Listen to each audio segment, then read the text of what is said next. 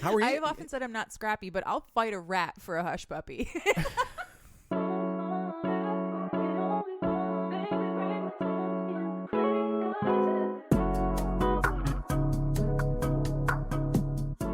Hello and welcome to another episode of Cheap Smut. My name is Katie Mizell. And my name is Carl Mizell. And this is a podcast that is coming to you directly from New Orleans, a hotel room in New Orleans. How are you, my dear? I am so happy to be in this hotel room in New Orleans and not on the streets of New Orleans. This is a beautiful, magnificent, yes, bug fucking insane city. Yes. It is a wonderful city if you have the temperament and the personality for it. I don't. Yeah. I think it's great. I enjoy the energy of this city. Even the parts of it that are like jarring because they are so unusual to me, I like them. But you don't. No, that's fine. Like we were coming back from dinner tonight, and there was a man pushing a very loud speaker like across the street, but he was going at an angle, like he was walking right toward me very slowly to the point where like he just got like almost like ran into me until I took a step to the like he made me move. Yeah, he probably did make and he said move. Thank you. I mean, he was very polite about it, but at the same time I was like, why are you pointing sonic warfare at me right now? Yeah, the music, my person. It was a good song. Yeah, but it felt like an attack. Yeah, it did. It is just so much, but it is so vibrant and so alive and so hot. But it's the same thing with Las Vegas. Although I would not, I would come back to New Orleans before Las Vegas. But I mean, in terms of like, this is not a city for me. Oh yeah, this is not a place I would go to willingly. We are here. It's a working vacation for me. You're just here. I'm just tagging along. You're tagging along. Yeah. So you can go and enjoy that energy. Yeah, absolutely. Yeah. While I am trapped in a conference center. Oh yeah. And in this case, I would rather be in the conference center. It's just so much. It does not agree with my temperament. Yeah. And that's fine. And I just like walking out in it. Yep. I think everything about this city is like the opposite of an energy vampire. It just like fills me up with life every time I walk out in it. Some of the best food. Oh my God, the food is all of the food we've eaten here is delicious. Some of the best food I've ever had. Oh my God. Especially the dinner last night. Oh. At how do you pronounce that? Compare Le Pan? Compare Le Pan. A beard award-winning restaurant. Yeah. Like literally world-class cuisine. Oh, it was delicious. That curried goat was so freaking good. And I had the Ital stew. Favorite thing that we ate on that table though was probably the chive and jalapeno hush puppies. Oh, they were so good. Those things. I would commit crimes for them. Yep. I would eat them off of the street. If I saw one, I'd be like, I don't care that it got nibbled on by a rat. The rest of it belongs to me. My coworkers are like, "Is that your wife fighting a rat for a hush puppy?" Yes, it is. Yes, it is. Hi. And she's winning. Did you see him just suplex? Did you see her suplex that rat? Holy fuck, Carl! Your wife's vicious. Your wife's fucking legit. How are you? I have often said I'm not scrappy, but I'll fight a rat for a hush puppy. Wow. Normally I like to spread out the time between the cold open, like where it occurs in the episode. Yeah.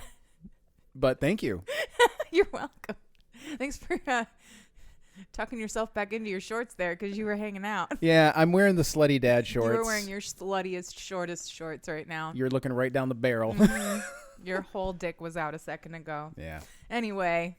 Sorry. Speaking of dicks, this is a podcast about books about dicks. Sometimes, usually, not always, but often. Yeah. And this book has dicks in it, so let's talk about it. Which is called Hard Bubbles. Yes.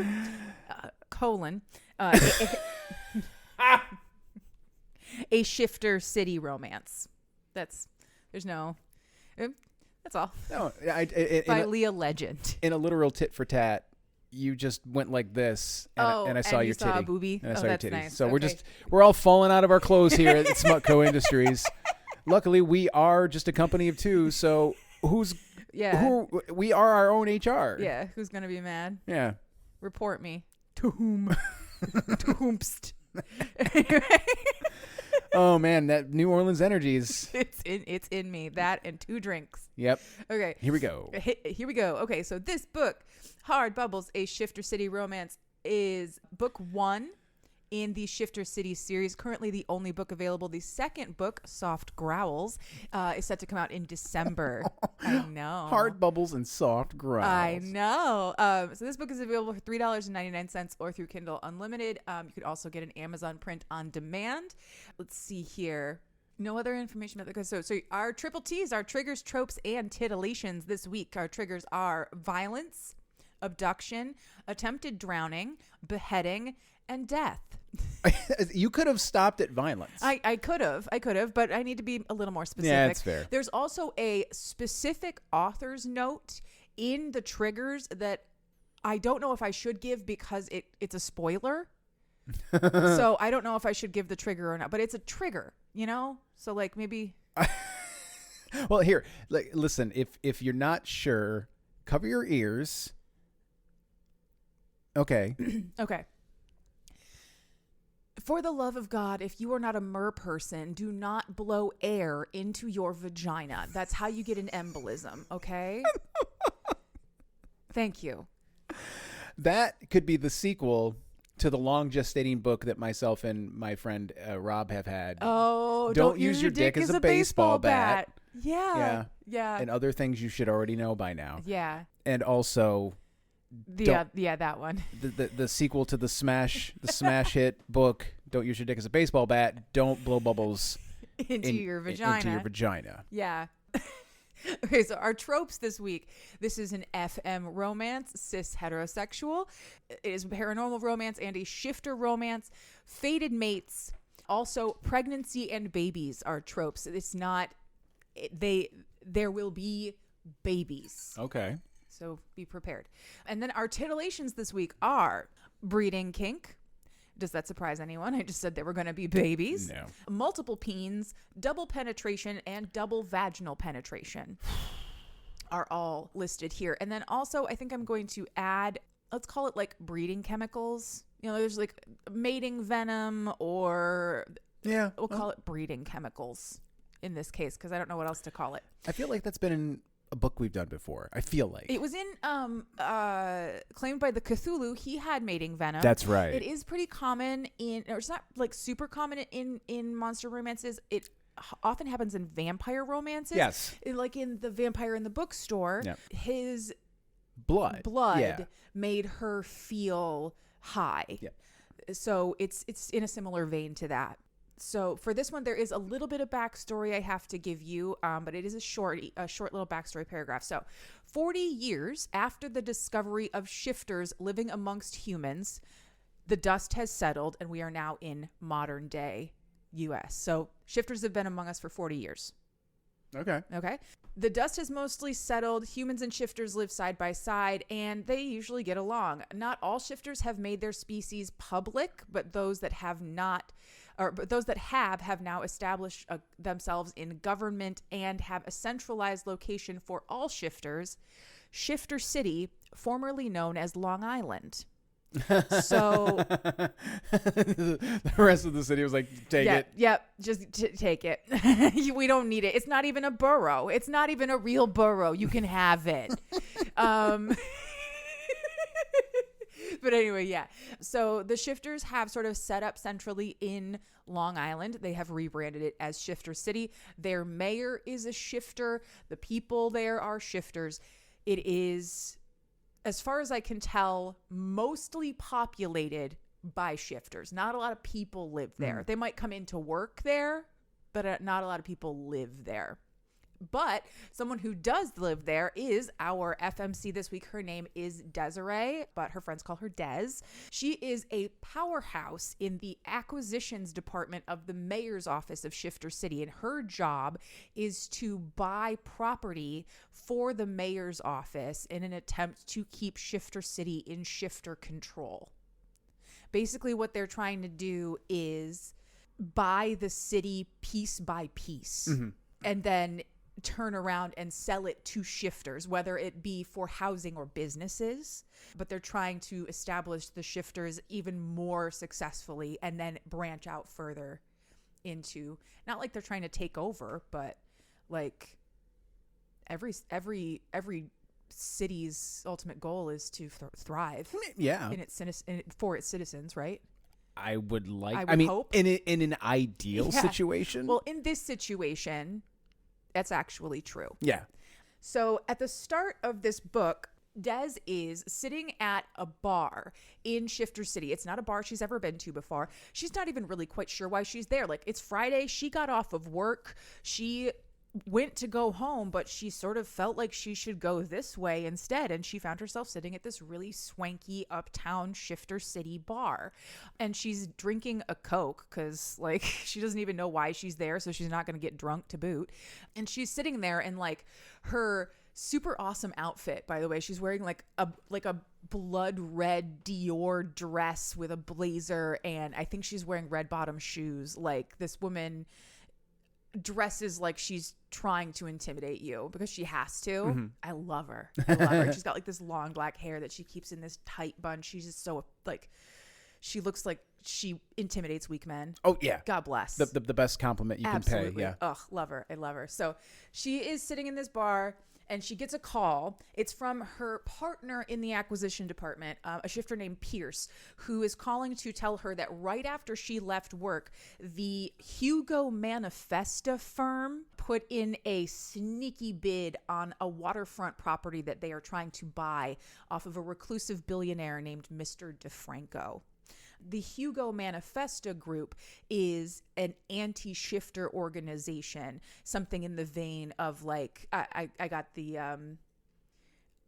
feeling that it was like the American Freedom Foundation or Moms for Liberty. Yeah. You know, yeah, something like that. Oh, we're just concerned citizens. Exactly. But what they're really trying to do is they're trying to buy these pieces of property to ensure that shifters cannot own them or run their businesses in them. They're trying to force them out of Long Island, or at least away from the edges of Long Island and away from the water. So this piece of waterfront property, she's like, well, fuck, what are we going to do? I can come back into the office, but Pierce says, no, you know what? You took care of the last major fiasco that happened. It's the weekend. You have your weekend. I will call you if anything happens. She says, okay, well, the only thing that we can do now is you have to find Mr. DeFranco. I don't know where he is. Nobody knows where he is. Somebody has to know where he is. Mm-hmm. Track him down. And then she hangs up the phone. And from behind, she hears, rough day at the office. Like just this dark, deep, rich voice. And she just perks up, you know, straight as a board. Enter our MMC. Mm-hmm. His name is Jaxon with an X. Do not hold that against him, Carl. I think it's even Jaxson. Let me double check. Oh. And I bet he owns a business. In the last letter, it should be like big dogs, but it's DOGZ. Oh, I'm sorry. No, it's Jaxon. All right. Yeah, but still, he doesn't own a business or anything. I know, but I businesses that use a Z in place of an S, I will not frequent them. Oh, yeah. I won't. It's a stupid line in the sand that I've drawn, but I've drawn it. Well, I mean, sometimes you've just got to do it because there's only so many trademarkable things. You got to get that Z in there because all of the S ones are taken. Try harder. Sorry. Again, it's always been my dream to own a restaurant called Chicken Charles with a Z at the end, I guess. Oh, think of something else. Sorry. CHARLZ. Charles. You could open a restaurant, a business, the love of my life. Yep, and if you used a Z in place of an S, yep, you'd never go there. I would do everything. I would support you. I would build. I would work. I would do handyman stuff. Wouldn't do. I wouldn't. You would not frequent my business. You would not give me money. No. You would make it a point to never spend money in my business because you disagreed with what I named it. Yeah. Oh, okay. Stand by your principles, baby. It's a stupid principle, you know but it's mine. I appreciate a man who is principled. Oh, you know, good. It's good. It's an Aragorn kind of thing to do. Very. You know what I'm saying? Did you know that when he kicked the helmet, he broke his toe? Did you know at a concert last week, Hosier saw a bunch of people wearing those shirts with people's faces that are not his? And he thought it was hilarious. He was like, if we could get away with selling them, I would. If I could get away with wearing that, I would. He thought the Faramir one was the best one. Oh, but Jaxon. Jaxon, who Sorry, is not Hosier, but does have similar hair. I could hear the brakes screeching on that runaway train of a digression. Yeah. Sorry, guys. No, this is what they come here for. They come here for our personalities. God, I hope so. I really do hope so. we do. Because I don't think my storytelling skills are that good. Oh, tell us we're pretty. Anyway, so this is our MMC. His name is Jaxon. He is hot, bearded, long hair with like braids and a man bun, big and muscly and tall. Like she's wearing like these 3-inch shit kicker heels, and she still only comes up to like his collar. So he's a big boy. He's like a big Jason Momoa-y kind of archetype. Okay. And this is so. She turns around and she gets a look at him. And this is a very specific kind of fated mates book. So this is an insta-lust fated mates book. There's a kind of like sub-trope where on contact, the horn begins. Mm-hmm. And that's what's happening here. Her panties spontaneously combust. Exactly. So I thought they were going to fuck in this bar. Like she's just going to pop a leg up on the bar? Exactly. The attraction was immediate and incredibly intense. Like in the case of Des, she's also confused because she's finding herself desperate to like have this guy's babies and be barefoot and ready for him at all times. It is so immediate that she is thrown for a loop. She's like, I think I need to seek help. Well, I mean, and now you have personal experience with this when you met me. Now, can you speak to that? Oh, yeah, absolutely. The moment I looked in your eyes, I was like, I am going to pop out this man's children and completely forget my hopes and dreams in the process. Approximately 10 years from now. After I've completed my degrees and started a career and decided traveled. to end that career and... Yeah. Just like them. Oh, yeah, just like that. Anyway, so from her perspective, she is just trying to hold herself together. From his perspective, Jaxon has been tracking Des by smell across this city and has finally found her in the bar, and he's very excited. Because while she might be mostly human, she is not fully human. He can smell that about her. He can smell that she is his fated mate. And to be his fated mate, she must not be fully human. He can smell the deep upon her. Oh, sure. Sure, guy. Yeah. If I had a nickel for every time somebody tried to pick me up, like, I smelled the deep on you. I smell the deep on you. His name is Kevin, by the way. I'd have 4 nickels, which isn't a lot. But it's weird that it happened 4 times. Yep. Okay, so he says she smells very faintly of his people. He tells her this, like, over the course of the flirty banter that happens in the bar. He tells her this, and she's like, "No, your nose is just fucking broken. Like, I'm not suddenly a shifter." She doesn't know what kind of shifter he is at this point. The mershifters in general, which is what he is, are hidden. They are rumor only. So she only kind of senses that knows that he is a shifter, but she doesn't know what kind. So when he says, "You have my lineage in you," she's like, "Yeah, sure, buddy. Yeah. Whatever the fuck you say." Yeah, I bet I've got something of yours in me. Yeah, sure. I bet. But then, so she smells him too, and whether she realizes it or not, like, Jaxon can tell that she is scenting him and like having a response to that. She's leaning in, so he leans into it. The fated mate has been found. We are not going to step on the brakes now. Mm-hmm. Who cares if it's going a little fast for her? She'll get there. It'll be fine. But she's like, "I have to go to the bathroom. Excuse me." So I think she goes pee and then she comes back. Ultimately, what happens, this scene culminates with a kiss, which was very sweet and gentle. But then Jaxon was like, I can smell how horny you are right now. Kiss me how you really want to kiss me. First of all, sir, if you ever said that to me, I would punch you in the face. I can smell how horny you are. Kiss me like you mean it. I'll punch you like I mean it. Do not tell me how I mean to be doing anything. Jaxon with an X. Strike one, motherfucker. But anyway, so she kisses him like she wants to. And fireworks, explosions, volcanoes, eruptions, fucking, it's wonderful. This scene, that kiss is where Des started getting the flashes of very vividly, I'm seeing myself bearing this man's children or raising this man's children, domestic bliss, et cetera, et cetera. And she's like having a panic attack, which causes her to pull away from him. They have a little bit more of a chat, but that sort of comes to an end when both of their phones ring at the same time. She chooses to ignore her phone call. He chooses to pick his phone call up. While he is distracted, she leaves the bar. This is a little too overwhelming for her, so she's going to leave the bar. But when she gets out into the parking lot, he's already there. Get fucking shifters. You guys are so fast, and you never leave a bitch alone. And you smell us. You smell us all the fucking time.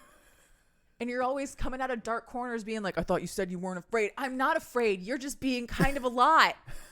Okay? Rough day. Going home. Rough day at work. No, it was actually a really nice day until you fucking showed Dude, up. who the fuck are you? Okay? God. Can you shift yourself away from me, please? This parking lot cover. Shift yourself away from me. Can you shift into a bat or something and fly the fuck away? Oh my God. So this parking lot conversation was sort of all over the place, but I made some bullet points in my notes just so we got the highlights here. So this is where Jaxon confirms that he is a merman, cousin to the siren, apparently. All right. He has eyes that glow blue whenever he gets magic-y. And he sort of, his forearms sort of half shift into a scaly thing when he gets agitated. That comes into play later. I think he sort of uses them as a shield, like a scaly forearm as a shield of some kind. That's pretty metal. Yeah, it is kind of metal, actually. So what else do we have? Des has commitment issues because people leave. Pretty standard emotional stuff. Yeah, they do. Yeah, people tend to do that. She's just cautious. Speaking of, goodbye. Oh, wow. Okay. So click, click, click. Door close. Well, he had my boarding pass. Shit. How do I get home? Well, good thing is he left his wallet here, so I'll just go buy a new ticket. You really needed to get out of here. He just left. Ooh, company card.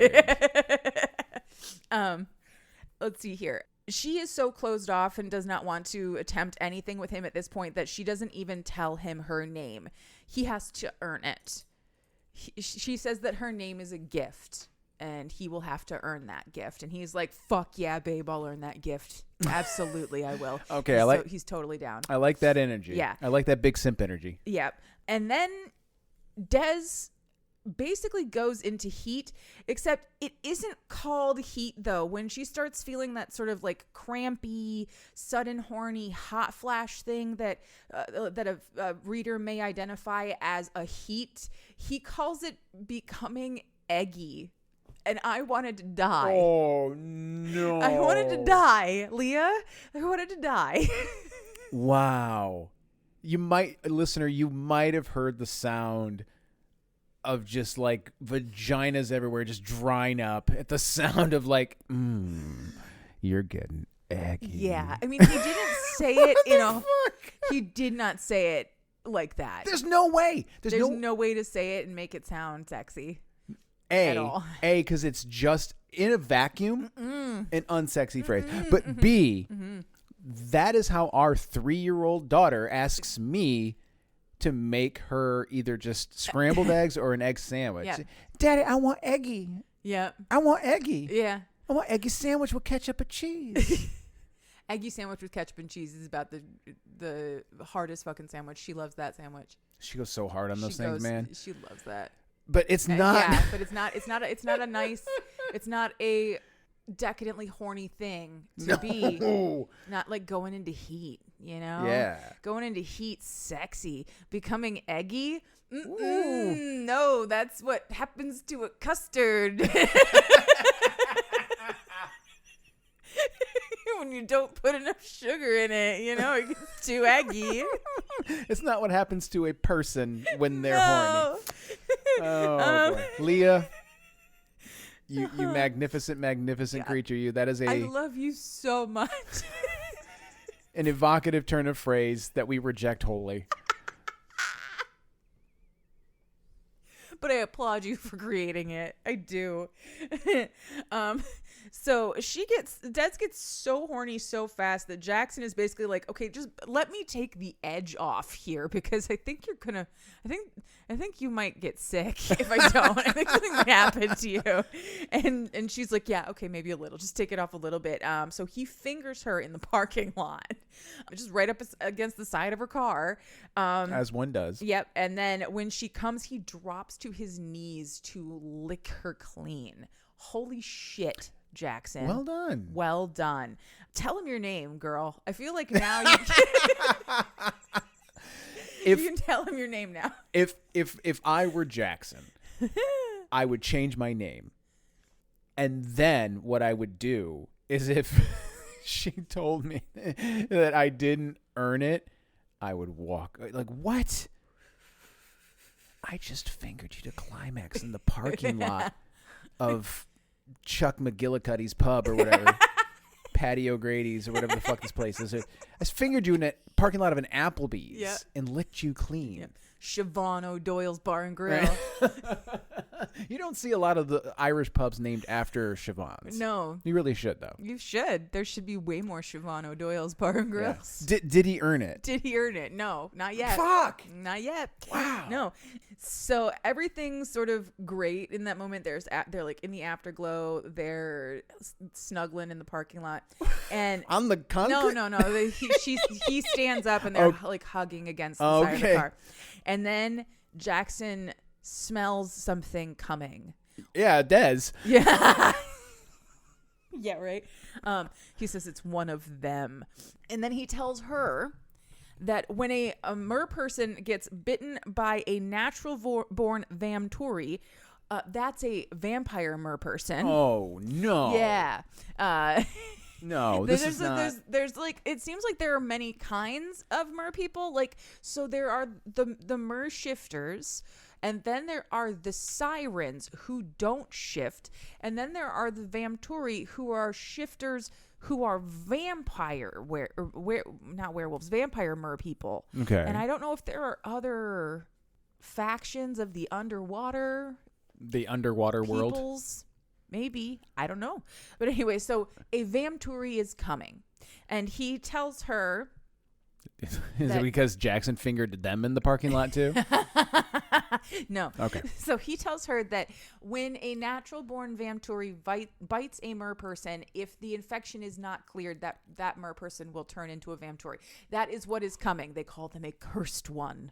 The cursed one is coming. And he tells her to get in the car and leave. And she's like, yeah, well, come with me, homie. Like, you can come with me. We can both leave. And I know it's a Miata, but it's a 2-seater. Let's go. And she's like, I got a luxury SUV. There's definitely room. But he is like, no, my pride dictates. I can't leave. Like, I can't. My pride dictates I must take an Uber. Yeah, my pride dictates that I have to walk. No, he can't. The Vamtori are not supposed to come to the surface. The fact that one is there at all is very disturbing and dangerous. He has to stay and take care of it. If you say so. Argue about that, but before they can resolve it, It's too late. The Vamtory is in the parking lot and he's like, get in the car, be ready. And she's like, ready for what? What are you even talking about? But it's too late. The thing is here, and it's like sort of the anglerfish model of Jaxon. So he's like super, he's so pale he's almost translucent, and his hair is like dark and lanky, and his eyes are sort of sunken, and he's got fangs. Kind of looks like the girl from The Ring. Yeah, he's a bit Samara-y. Samara, thank you. Perpetually damp. Yeah, he is perpetually. They're all sort of damp all the time because they're always in water. So Jaxon gives the Vamtory a chance to leave, but that was never going to happen because this is an action paranormal romance. They don't just walk away from things. So the first thing that happens is, so the fight begins, and the Vamtory bites Jackson's fingers. Like he hits those specific fingers in his mouth to taste her, which is fucking gross. Like that feels extra gross. That feels like an assault of some kind. Don't do that. Yuck. Yeah, it's a little gross. I don't like it. Jaxon is the former captain of the Spear Guard of the Mer Kingdom. So he fights like a motherfucker, and he has this really cool blade. It's one of Poseidon's 12 blades, but apparently there are actually 13. If you want to know more about that intrigue, you should read this book because I'm not going into that. That sounds pretty fucking metal, though. Yeah, super, right? So Jaxon bests the Vamtory, and he is going to kill it, but Des is like, no, stop, because, she's soft-hearted and kind. But that was the wrong move to make. The Vamtory takes an opening and injures Jaxon, slashes his face. Round 2 of the fight, the Vamtory grabs Des, but Jaxon manages to wrestle him off of her and away, but he ends up like pinned against another parked car, and he's screaming at her to run, get in the car, drive away. So she does. She starts the car. She's trying to figure out what to do, and then she realizes, duh, I am in a giant 2-ton weapon. Right. Like I can do anything I want. So she screams out the window, Jaxon, move! And she guns it right into this Vamtory and pins him against this parked car. Hopefully maybe severing him in two or something and just ending it altogether. But as she is doing that, she is screaming, acquisitions! at the top of her lungs.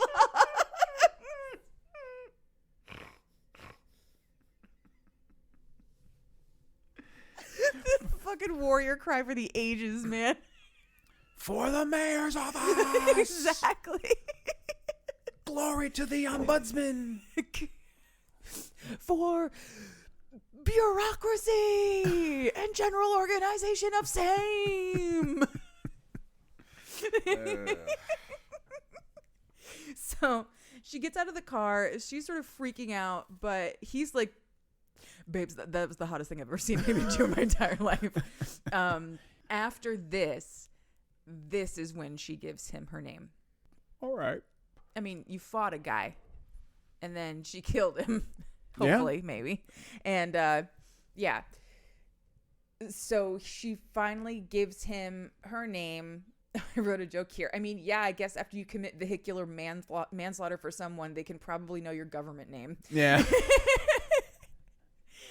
Instead of calling her My Pearl, which is what he calls her, that's his nickname for her. Yep, you gotta have a good nickname. He calls her My Pearl. So she is worried about like the legal ramifications of the fact that she just committed a vehicular manslaughter in front of witnesses. Like, there are people around. Yeah. Nobody's called the cops yet, but there are people around. And he's like, don't worry about it. Like, I've got diplomatic immunity and political stuff, blah, blah, blah, blah. It's going to be just fine. Although the merfolk are hidden, Jaxon, so this is what happens at this point. Jaxon basically tells her that nobody ever thought that they would be able to find mates on the surface because nobody ever thought a mer person had left without permission. Mm-hmm. So how could their genes be up here at all? Mm-hmm. But now that he's found her, he is going to declare that mer people aren't going to hide anymore. They're going to come to the surface now. He can just make that declaration. I don't know how or why, but he can. Huh? And she's like, you declare it? And he's like, I do declare. Okay, fine, whatever. Jeez.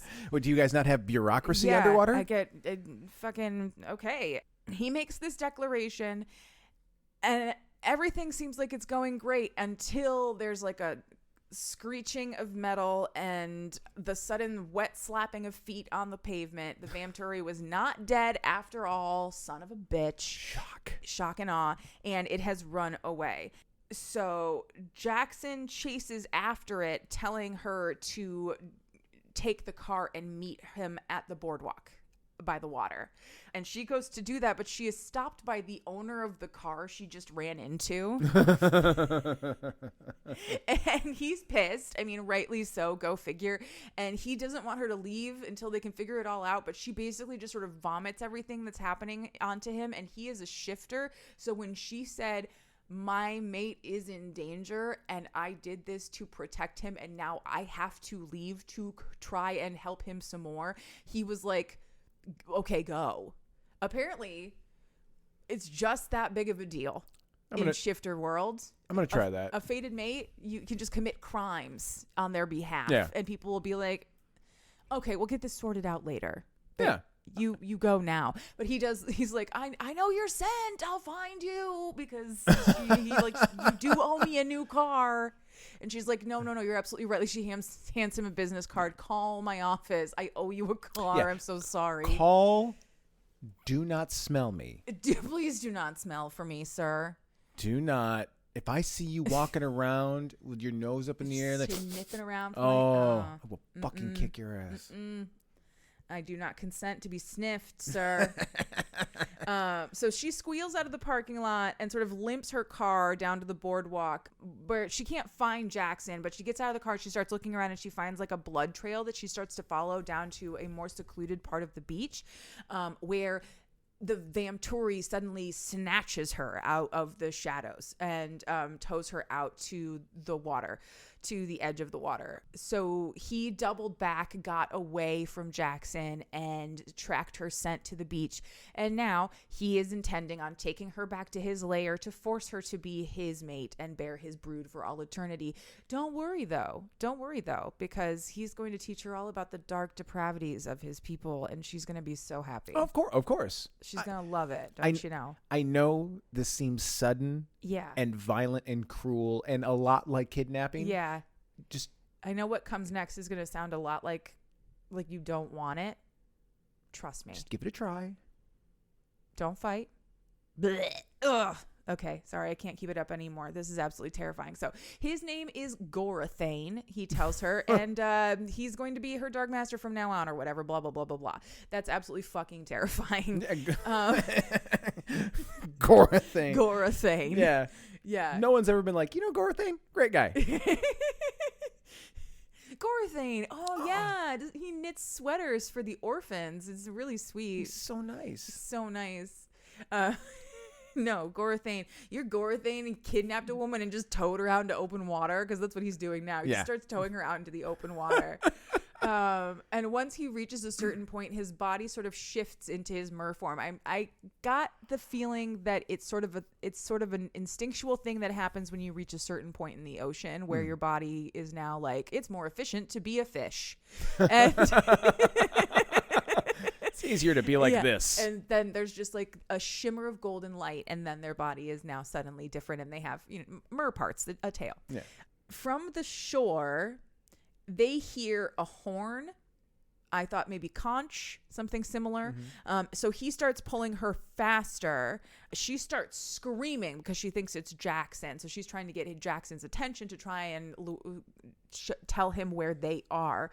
The Gorathane hears a second blast of that conch, and he's like, nope. All right, time to go down. So he grabs her by the waist and he starts pulling her under the water. And she's tried to explain to him, like, I can't breathe under there. I can't, like, my body can't do what you need it to do underwater, and I'm going to die. But he doesn't care. So he starts towing her further and further down. And she is like actually really interested to discover the pressure and the cold are not affecting her the way they should be. But she can't breathe. She for sure can't breathe. And she, as her vision is starting to go pale, she hears a sudden sort of thudding noise, and her Gorathane lets her go. Jaxon has thrown a spear through his back and killed him. But Jesus Christ. yeah. That's fucking awesome. I know. So he is the captain of the spear guard. He is an incredible warrior. He tracked them, got as close as he could. He was going mock Jesus already, so he just fucking threw the spear. Mock Jesus. And Gorthane is no more. Like, he's just a sort of floaty, twitchy situation. Well, she softened him up with the Tahoe. Right? She did straight up hit him with a fucking, I don't know, Grand Cherokee or something.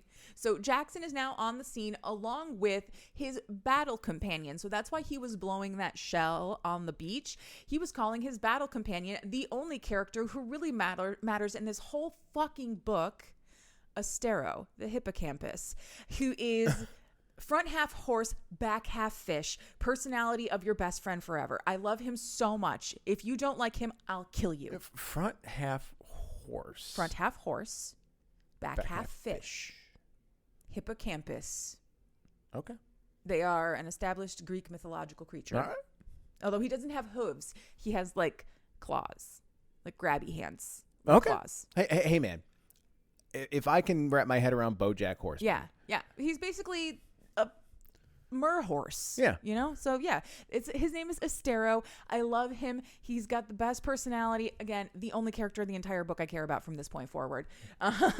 Noted. So Des is now unconscious because she's been underwater too long, and while Astero is watching to make sure the Vampturi doesn't come back to life again, Jaxon has to breathe air directly into Des's lungs until she wakes up.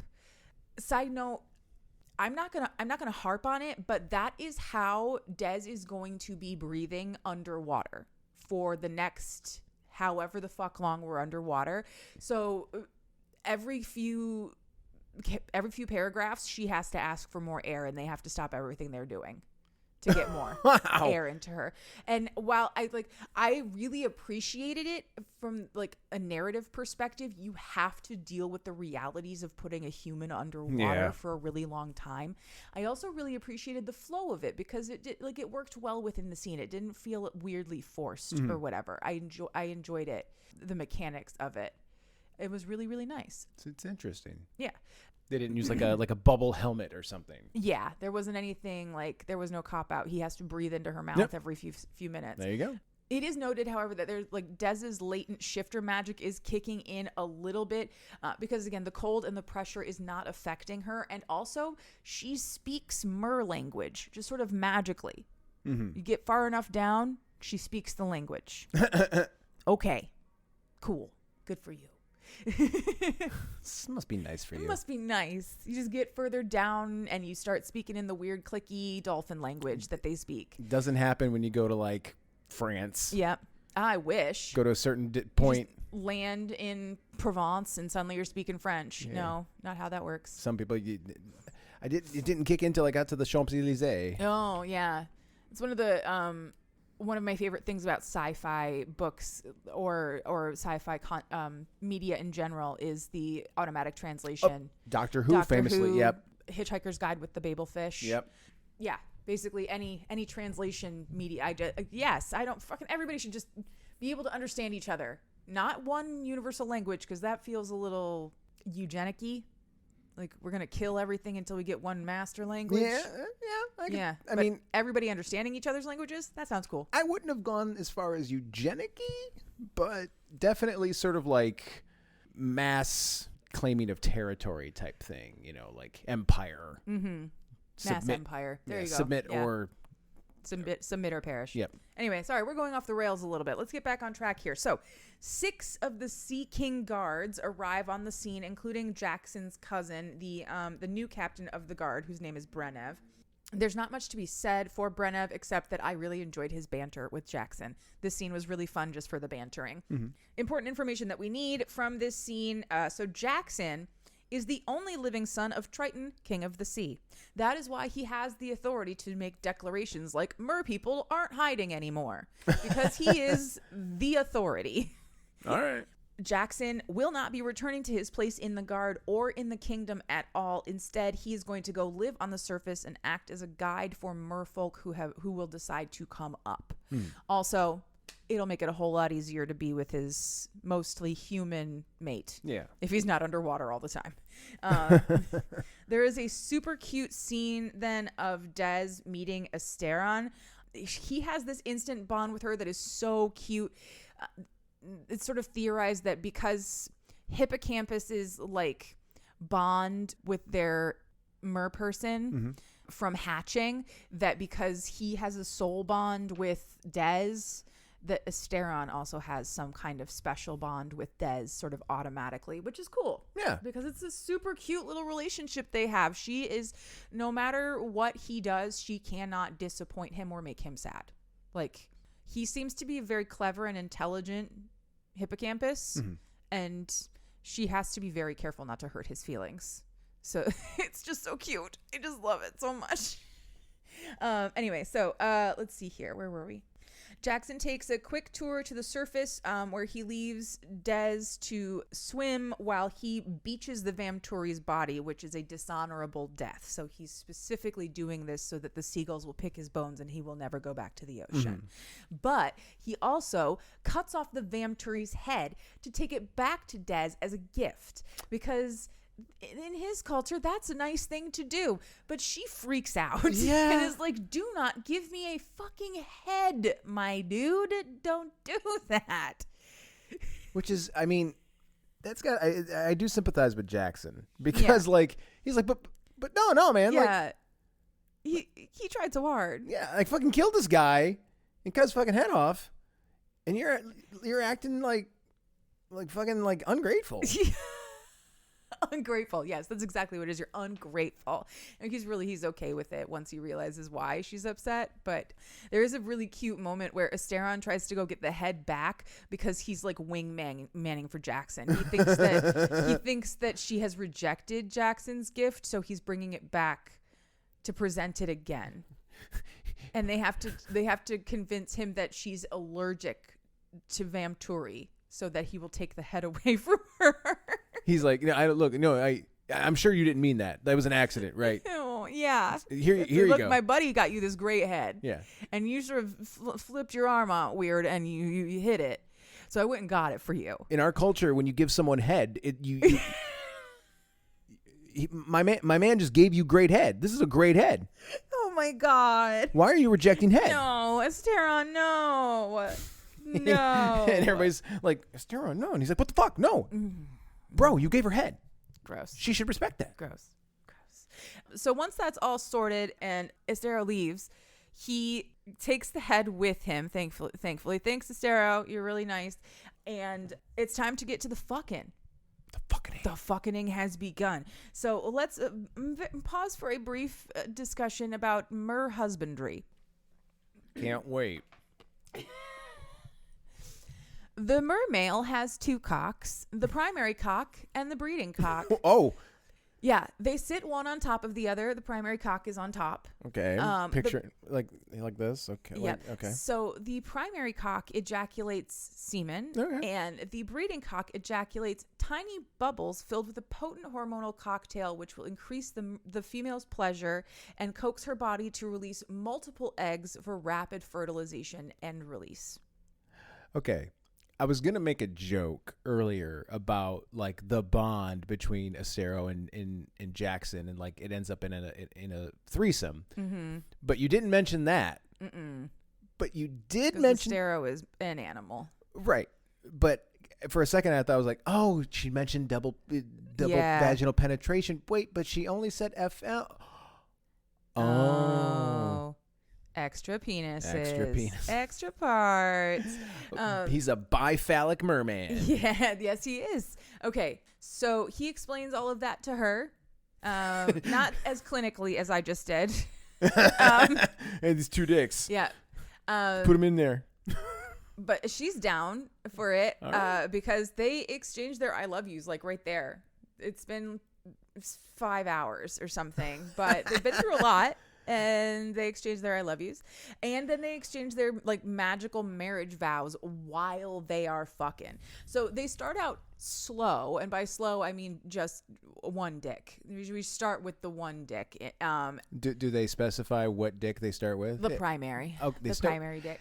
Okay. Yeah. Okay. I would have thought it was the other way around. Yeah. Well, so yeah. Okay. I'm jumping ahead. Yeah. Okay. We're getting to it. So they start with the primary dick, and then once she's good and into it, this becomes a double vaginal penetration scene, and a damn fine one. It was a good scene. So he is like, first she asks about regular double penetration. What are we gonna call that?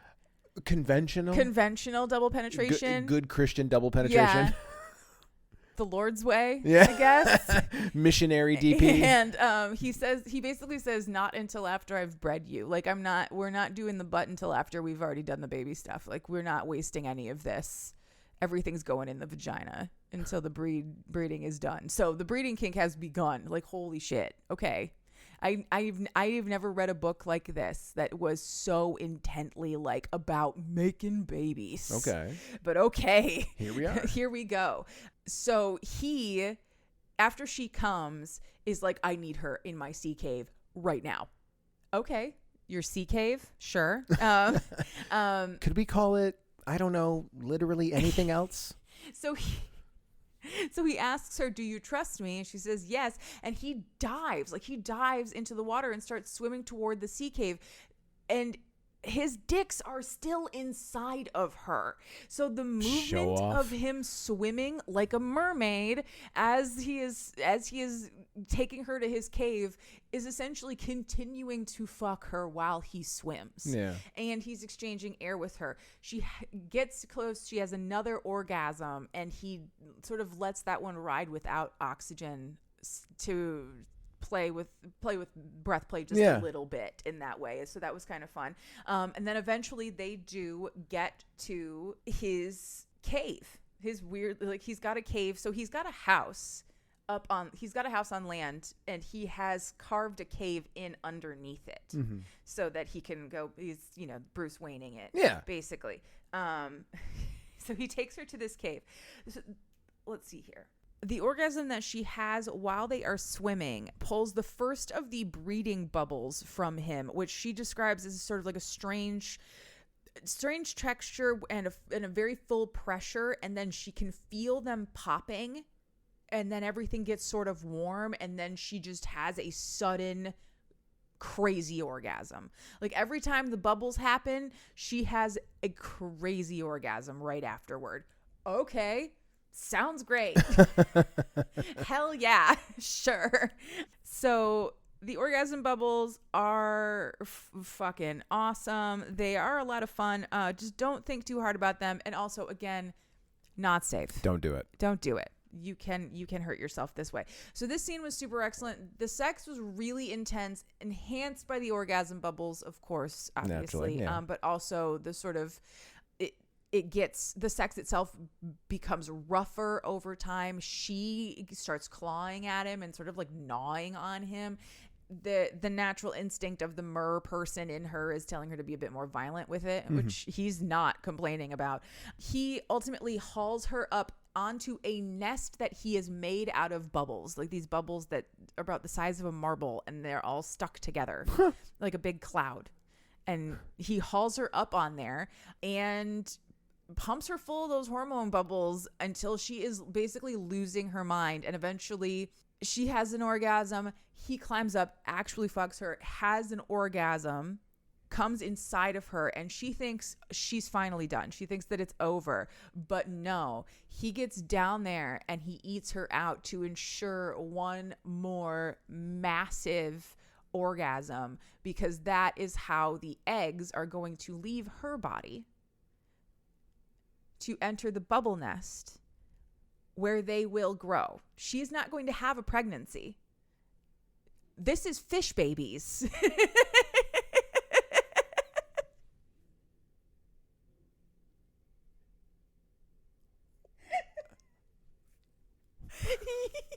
Your face. Your face.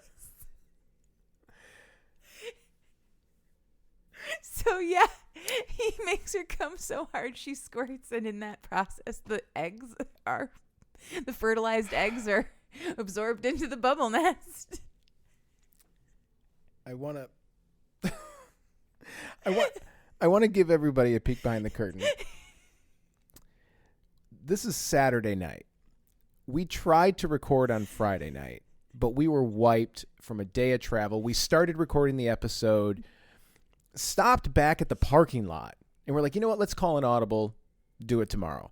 But when we tried it last night, at one point you said you said something last night that you did not say tonight, which is that you have never. The fucking in this book is something you've never seen before. I didn't take you seriously. Yeah, you've never seen before? I did not take you seriously. I regret that decision to not heed that warning. We've had people fucking doors. Yep. We've had people fucking planets. Fucking the actual Easter Bunny. The actual Easter Bunny. Minotaurs. But this... I just was not. This is one of the best, most interesting, and then weirdest. Yes, like when you're talking about like so the sex under the water, and he kind of like, because of the circumstances, the little bit of breath play, and then he injects several hormone bubbles into her, giving her hundreds, scores even. Of these orgasm bubbles. Then he comes in her. Uh-huh. And then he's like, no, but then I have to eat you out, so you'll squirt those fertilized eggs into this bubble nest. Yes. Yeah. Yeah. Wow. I know. It's crazy. I love it. So after all of that, Des is exhausted. Yeah, go fucking figure. And they snuggle up and she passes right out. So Jaxon makes them a bed of cushions and pillows from like upstairs that he brought down to the cave so that she could sleep closer to the brood. What? They're not kelp? on the bubble nest. A pillow made of kelp. They're not on the bubble nest. They're like on stone. Okay. Sleeping. At some point, he wakes her up by eating her out. He's like, I waited as long as I could, but I want to fuck her again, so I'm doing it. And they fuck some more. Although this time he tells her that the bubbles are not going to do that again. Like, she's done with her breeding cycle, so it's not going to be like that every time. Don't worry, your breeding cycle is over. Yeah, right.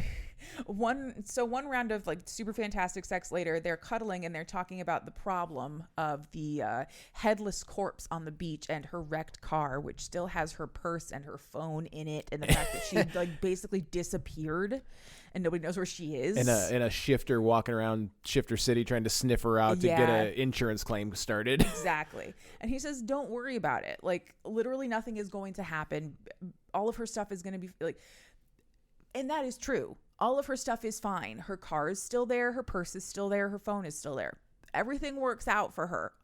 Nothing comes of this. They killed a guy. Des killed a guy. They killed a guy twice and then cut his head off and bopped it around in the ocean for a while. And Jaxon is so fucking chill. And nothing is going to happen. Not a damn thing is going to happen. Okay, great. So then he presents her with her human wedding ring. So he knows humans wear wedding rings, and he makes his own jewelry from the treasures that he has found in the deep, from both like stuff that he has mined himself and also treasure, like actual treasure from pirate ships and shit. So he presents her with a ring with a 10-carat red diamond in it. It is the rarest type of diamond on the planet. It's worth so much money, and she is immediately like, oh no, what if something happens to it? He says, don't worry, I'll just make you another one from the bigger diamond that I carved that off of. Oh, so you're rich Yeah. like you're dummy rich. Somebody takes it.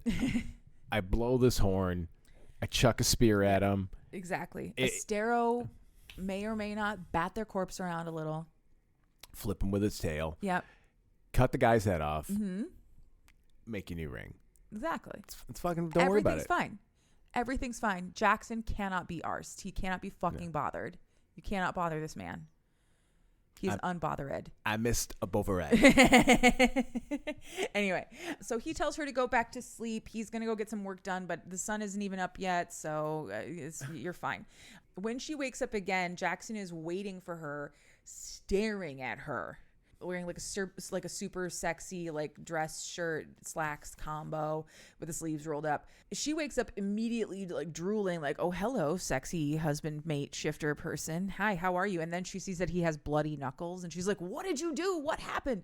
Well, he tells her that she has been asleep for 3 days, which is apparently a common thing for mermaids when this happens, when they mate, but he didn't know because she's human. So he was sort of dealing with the stress of that by punching a big hole in the wall of the cave. So he just needed to get some aggression out, I guess. Mer people don't have therapy, I guess. Yeah. They haven't figured out how to talk about your feelings. They just punch stuff. Mer therapy. So after he tells her all of that, he's like, what do you need? And she's like, I need to pee. So he carries her upstairs so she can pee. He gets her some food, but she wants to be down near the nest, so he takes her back down. What did Jaxon do while she was asleep for 3 days? I am very glad you asked. He got her car, her phone, her purse from the boardwalk. He used her driver's license to find her apartment. He used her keys to get into her apartment, and then he brought all of her shit back and some staple toiletries and some like comfy clothes for her. He also answered her phone and talked to Pierce because he just kept calling and the buzzing was getting really annoying. Okay. And first she's like, you talked to Pierce. What the fuck? Why did you do that? Like, this is my job. But he's like, don't worry about it. We secured the DeFranco deal. It's fine. How did they do that? I'm so glad you asked. This man is Mr. DeFranco. Yeah, Obviously. Yeah. The selling this piece of property was the pretense he used to come to the surface, and in doing so, he met her. Fated mates shit. Okay, this is some fated mates shit. He's Mr. DeFranco. That was but I love how elegantly it was all put together. Oh yeah, absolutely. So that's all sorted. Mayor's gonna be super happy. Everything's great. Everything's wonderful in Dez's world. So Jaxon strips down to dive into the water to go like do some ocean business.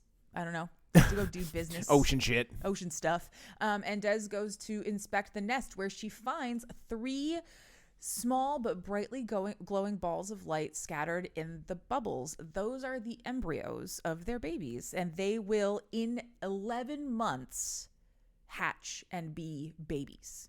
Most likely mer babies because his lineage is strong. Mm-hmm. Yeah. So she talks to the eggs for a while, which was like a really cute scene. And then Astero comes to check on her.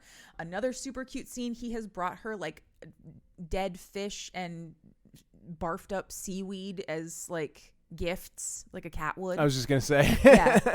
And she has to be very grateful, even though that's fucking disgusting. Oh, thank you. Oh my god, that's so sweet things. Yep. No, in our culture, we vomit when we're really into a gift. Exactly. So she's enjoying this scene with Astero, and then suddenly she feels a sensation of like awareness and looks over to find there's suddenly just a man in the cave. He is naked and he's just dangling his foot into the water. He has blue hair, a blue beard, blue skin, glowing blue eyes. Oh. And he is perfectly gorgeous in every fucking way. He's just the most beautiful man she's ever seen. Only one dick, though. Huh. Yeah. He is so very haughty. He's presumptuous. He's rude. He asks a lot of questions that he does not have a right to ask. She doesn't want him to be there. She keeps asking him to leave. She asks him, like, does he intend to hurt her and her babies? Why is he even here? And then he asks her if she loves Jaxon, especially knowing that the mating to him is going to irrevocably change merfolk forever. And she is very insulted by that. Of course, she actually loves Jaxon. Mm-hmm. She's not just doing this for like strange ulterior reasons. So when her hackles go up, Astero gets pissed off and he starts to charge this intruder or whoever this is. The intruder reaches a hand out, touches Astero, and basically starts electrocuting him or something. And he says that he is reminding Astero of his place, which is absolutely just fucking horrible, my guy, first of all. And that does not sit well with Des, so she hauls her fist back and punches him in the face. Not that it does any good, because she shortly after that realizes that this is a Triton king of the sea, her father-in-law, and she punched him in the fucking face. But he did deserve it. Jaxon shows up shortly after that, and a fight ensues. He fights his dad in the age-old fathers and sons. He beats the shit out of his dad for a little while. It's not like a particularly brutal fight. Both of them are more like angry and mouthy than anything, but eventually it does end when Jaxon says that Des is his fated mate. He's not just fucking around with a human. She is his fated mate. And if his dad would get his head out of his own ass for 5 seconds, he'd be able to sense that she's not fully human. So that sort of ends that. Triton says that he's happy for them, basically. Like, it just sort of ends. Lovely family moment, really. Like, he stops throwing his fucking hissy fit. More than anything, I think Triton was just all pissy because Jaxon was making unilateral changes, flexing on his dad or something. I don't know. So he had to throw a little pissy, whiny whatever. And now he's gone. He leaves. After Triton leaves, Des and Jaxon fuck about it some more. But this time Jaxon fulfills the promised conventional double penetration the Lord's way, as it were. This was a great DP scene. In the afterglow of all of that, they declare their I love yous, and that is the end. They all lived hornily ever after in all of their happiness. Ta-da! That was hard bubbles. Thank you so much. Leah. I'm talking to Leah now. You broke me. Oh! You broke me. This is the one that did it. We broke him. That was something else. I don't know.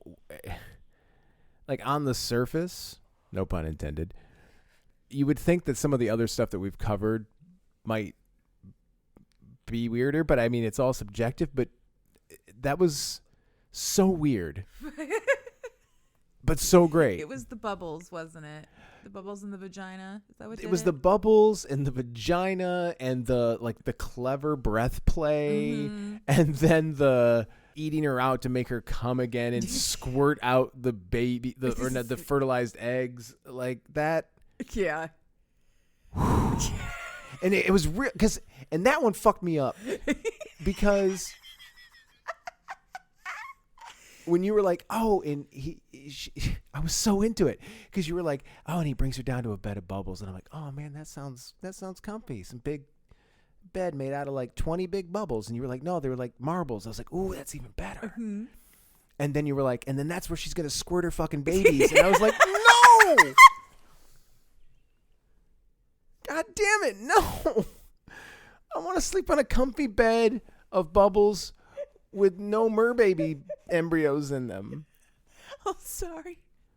You're not going to find that here. Not today, anyway. There's babies in there, 3 of them. I love it, though. You were into it, huh? I was into it. But what are you into? Oh, fuck. I don't even know. What is there to be into right now? I'm so tired. I'm into New Orleans. Yeah.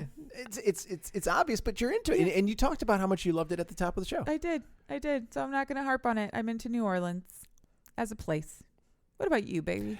I mentioned this briefly on the last episode that we did 2 weeks ago. But I'm really into a game that I bought brand new last summer. Because I'm a huge fan of the series. I've played almost all of them. And I played it. I didn't really like it. And then I picked it up again. And I didn't really like it. And now I'm obsessed with it. And that is Final Fantasy 16. Oh, yeah. It is Final Fantasy 16. It is such a great game. It's the game I talked. Movie. Yeah. It's basically a playable movie. It's not without its flaws, which I talked about last week or 2 weeks ago when I was talking about how I was playing a game that I love but also hate. No more. It's nothing but love. It's an imperfect game, and that is most Final Fantasies are generally imperfect games in some way. There's always something about them, I think, except for Final Fantasy X. That is, in my opinion, flawless. but I accept it for all its flaws, and I also accept it because it has the classic Final Fantasy, like, unexpected comedy moments. It has the over the top fights and everything. You the other day you were sitting next to me and you were like, "Have you played? Like, you haven't played in like half an hour." Yeah. It's just been a movie. It's just been cutscenes. Yes. And then you went through all of like this. There was this huge battle and this climactic. Everything was so dramatic and emotional, and this lady freaking offed herself, and it was wild. And that wasn't even close to the end of the game. I thought I just watched the climax of the game. Oh yeah, and I was like, oh, I might be halfway through. That's not even close. Yeah. Wild. I might be halfway through. I love Final Fantasy, though, because they just take the same elements and they swirl them up into wilder, weirder shit. Yeah. I love it. Final Fantasy, The Spirits Within Us is a great movie. I don't care what anybody says. I'll fight you. We should revisit that, because I saw it in the theater like when it came out, and I did not care for it. It's because it's bad, but it's bad good. I love it. Oh, okay.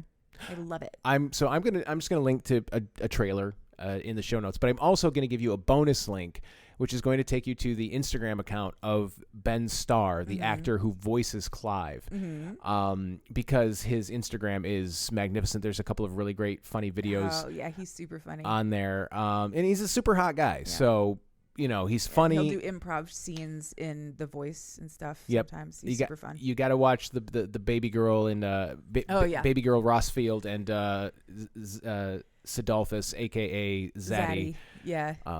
What the fuck's a Zaddy? It's great. So that's what I'm into this week. Wonderful. Now, what do we have? I'm trying to count next week we haven't. This was the unofficial soft launch of Summer of Friendship. Yeah. So next week technically is the start of the Summer of Friendship. The episode will be July 1st on the Patreon. Right. But we're starting it with a book by a friend of the show. Yeah. Yeah. Okay. I want to make sure we had the dates right. Yeah. We have all the dates right. So technically this was a soft launch of the Summer of Friendship because Leah Legend is my friend, and I got the dates wrong. I miscounted. So extra week on the Summer of Friendship. Huzzah. Next week we are officially launching the Summer of Friendship with Cut to the Heart of It by April D. Berry. Awesome. Super excited. And that one is just people. Just people for a change for you, babe. Yep. That's fine.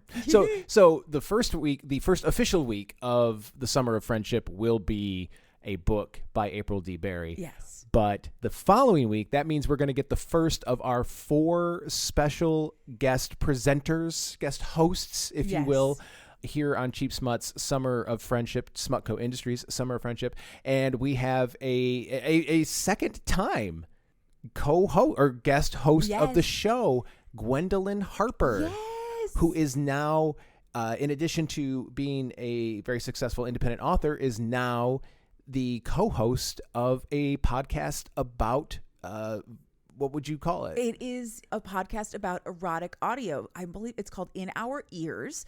It's hosted by Gwen under her legal name Lauren and her friend Dee, and they discuss erotic audio, mostly from the app Quinn, but also in other forms as well, audiobooks and voice actors online. And they have already had an incredible response. I'm so proud. I'm so excited for them. I'm going to be on the show eventually. But first, Gwenny is going to come on the show, and she is going to be guest presenting a book to both of us. She's already presented a book to Carl once, but this time it'll be both of us. And I'm really excited because I've never got to be a guest. I've never gotten to receive the story on my own show from a guest before. I would say I've done it a couple times. It's gonna be like right in the passenger seat of your own podcast. Yeah, it's gonna be really confusing but fun, and I'm excited. As you should be, and I am looking forward to both the book. I know you've and April have been friends for a while. Yeah, and I'm looking forward to having Gwen on the show again. Mm-hmm. But in the meantime, you can find us on social media. We are on Instagram, TikTok, and Threads at Cheap Smut. If you would like to send us an email, please do so. cheapsmutpod@gmail.com. gmail.com. If you go to the show notes, click on our link tree. The top link there is a link to this book. It is not an affiliate link. We do not get anything for it. We're just trying to help the author out.